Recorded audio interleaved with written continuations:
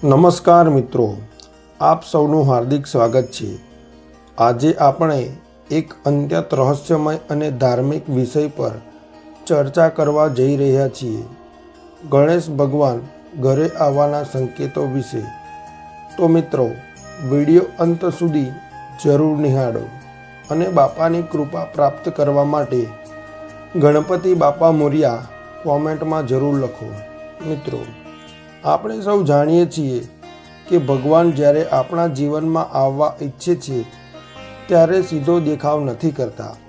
એ આપણા ઘરમાં અચાનક નજરે દેખાઈ જાય એવું બને નહીં, પરંતુ દેવતાઓ તેમના આગમન પહેલાં કે પછી સંકેતો આપે છે। આ સંકેતો ક્યારેક પ્રકૃતિમાં દેખાય છે, ક્યારેક આપણા સ્વપ્નમાં આવે છે, ક્યારેક ઘરમાં અચાનક અજાયબીઓ ઘટના બને છે। આ સંકેતોને ઓળખવાની ક્ષમતા રાખવી એ બહુ જ મહત્ત્વની વાત છે, કારણ કે સંકેતો ઓળખનાર માણસ જીવનમાં સફળતા, સમૃદ્ધિ અને શાંતિને પ્રાપ્ત કરી શકે છે। અને આજે આપણે ખાસ કરીને સમજીશું કે જો ગણપતિ બાપા આપણા જીવનમાં અથવા આપણા ઘરમાં પ્રવેશ કરવા જઈ રહ્યા હોય તો કયા કયા સંકેતો આપણને આપે છે। વાલા ભક્તજનો, વિડીયો પૂરો જુઓ, કારણ કે વિડીયો પૂરો જોવાથી જ તમને ખબર પડશે કે બાપા તમારા ઘરે પધારી ગયા છે। હવે સૌપ્રથમ આપણે સમજીએ કે ગણેશજીનો અર્થ શું છે અને એમના ઘરમાં પ્રવેશવાનો અર્થ શું છે। ગણેશજી એટલે વિઘ્નહર્તા, એટલે કે જીવનની બધી બાધા દૂર કરે છે। તેમને પ્રથમ પૂજ્ય દેવતા કહેવામાં આવ્યા છે। કોઈપણ શુભ કાર્યમાં, કોઈપણ નવા કાર્યમાં તેમનું નામ લેવાય છે। એટલે કે ગણેશજી આપણા ઘરમાં પધારે એનો અર્થ એવો છે કે ઘરમાંથી બધી અવરોધો દૂર થાય છે। રોજિંદા જીવનમાં ઝઘડા, તણાવ, રોગો, કટોકટી આ બધું શાંત થવા લાગે છે।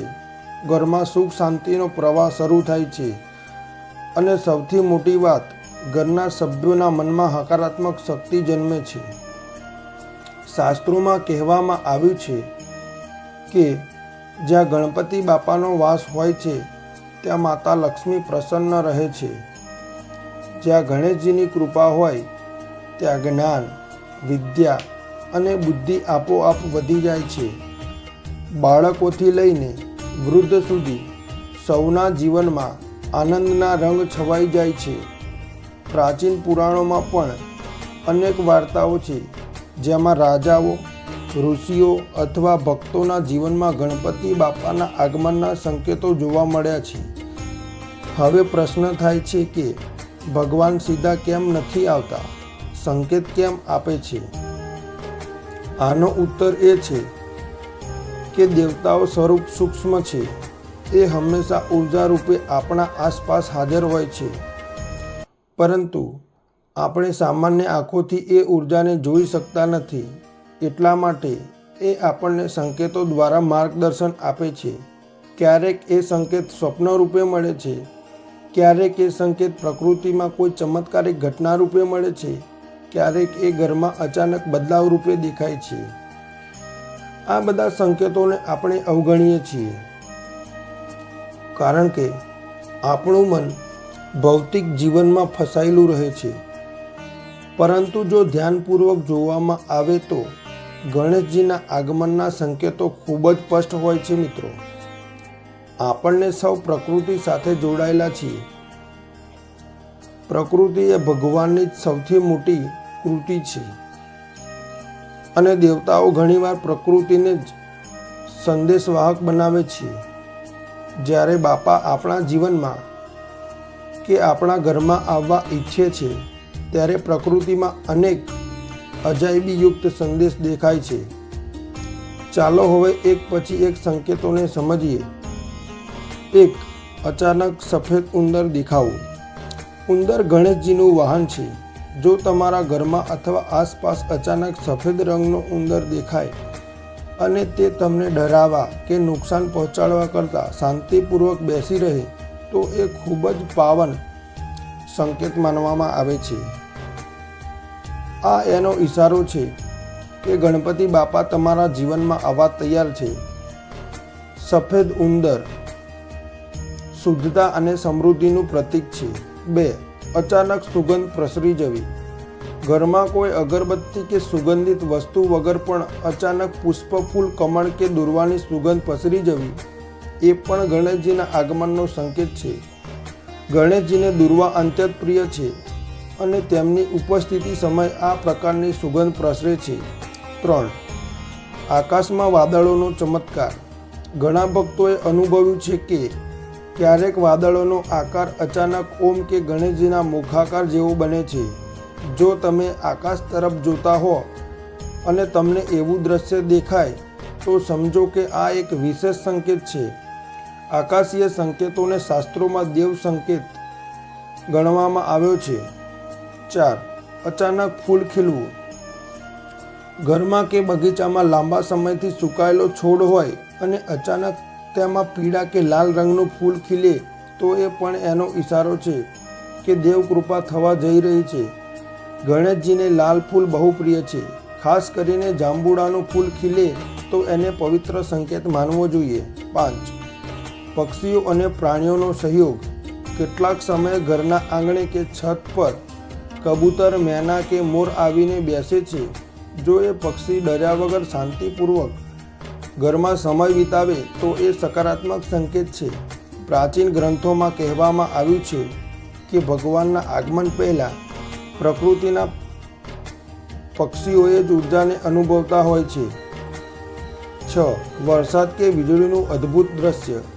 ક્યારેક ગણેશજીના આગમન પહેલાં વરસાદ અચાનક શરૂ થાય છે અને સાથે વીજળી ઝળહળે છે, પરંતુ એનો અવાજ ભયાનક ન હોવા છતાં શાંતિ આપતો લાગે છે. આને દેવકૃપાનો સંકેત માનવામાં આવે છે. ખાસ કરીને જો વરસાદ પછી આકાશમાં ઇન્દ્રધનુષ દેખાય તો એ સુખ સમૃદ્ધિનું આગમન દર્શાવે છે. 7. ઘરમાં અચાનક પીપળ કે વટવૃક્ષની ડાળ આવીને પડવી. ક્યારેક ઘરમાં કોઈ સામાન લાવતા હોય કે કામ કરતી વખતે અચાનક પીપળ કે વટવૃક્ષની નાની ડાળ આવી પડે તો એને અવગણશો નહીં. આ વૃક્ષો દેવોના પ્રિય છે અને તેમની ડાળ ઘરમાં આવી પહોંચવી એ પણ સંકેત છે કે દેવતાઓ તમારી સાથે જોડાવા માગે છે. 8. દીવાના જ્યોતનું સંકેત. જો તમે દીવો પ્રગટાવો અને તેની જ્યોત અચાનક લાંબી, સ્થિર અને તેજસ્વી બની જાય અથવા જ્યોત બાજુએ ઝૂકીને ગણેશજીના કાન કે સૂંઢ જેવી રચના દેખાડે તો એ ગણપતિ બાપાના આશીર્વાદનો સંકેત છે. વાલા ભક્તજનો, આ બધા સંકેતો પ્રકૃતિ દ્વારા આપણને મળે છે. એ ચમત્કાર નથી પણ દેવ ઉર્જાના અદ્ભુત સંદેશ છે.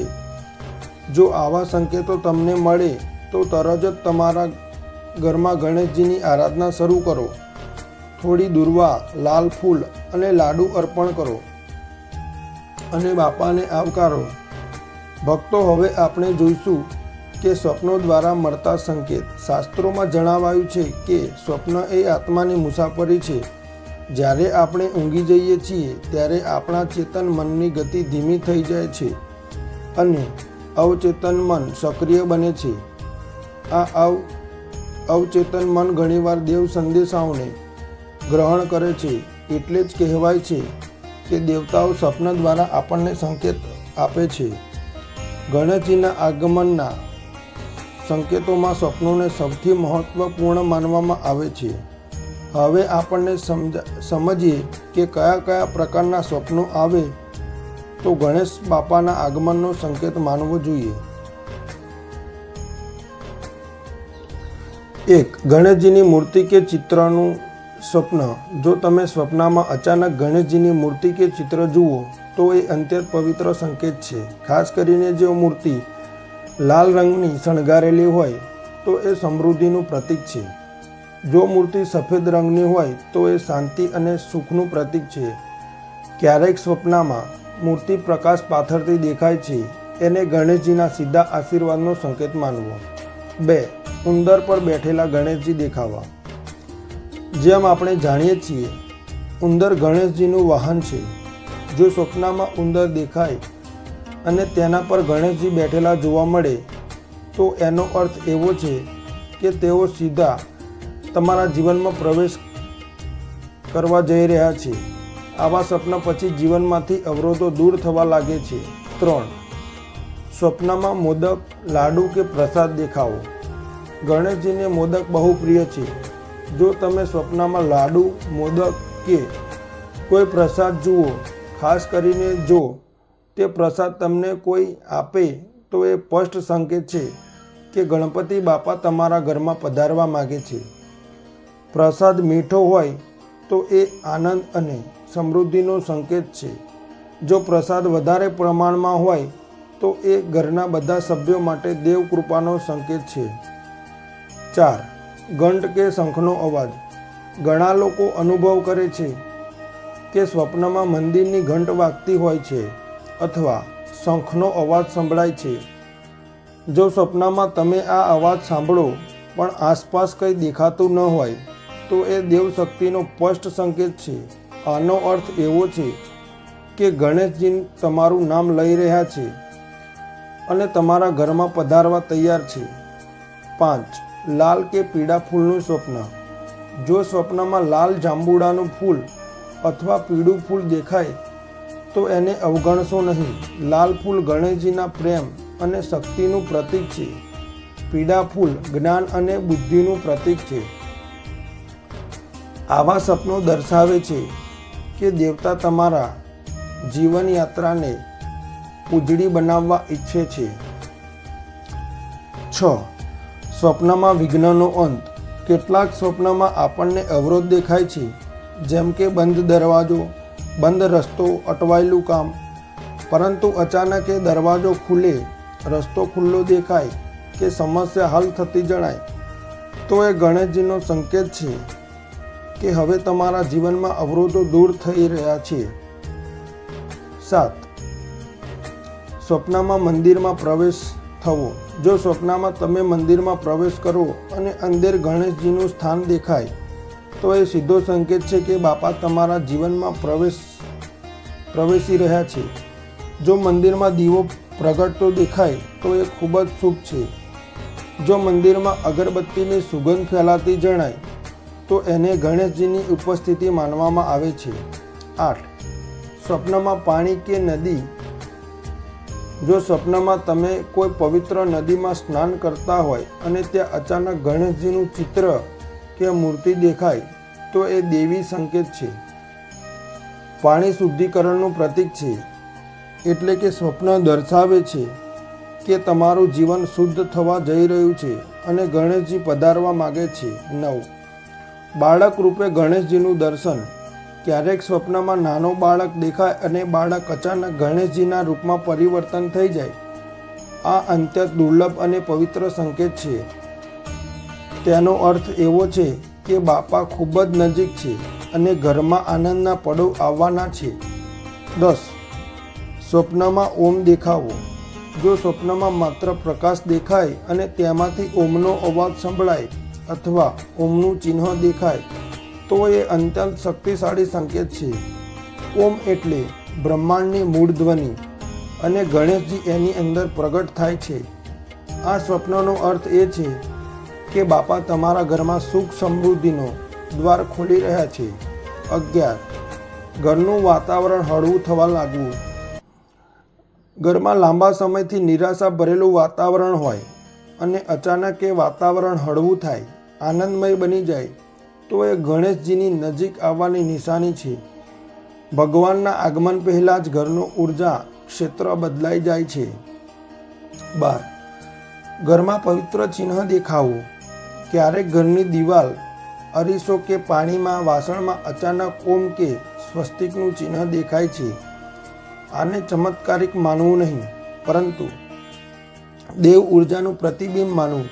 આ ચિહ્નો ગણેશજીના આગમન પહેલાં સ્પષ્ટ સંકેત આપે છે. 13. અચાનક અતિથિનું આગમન થવું.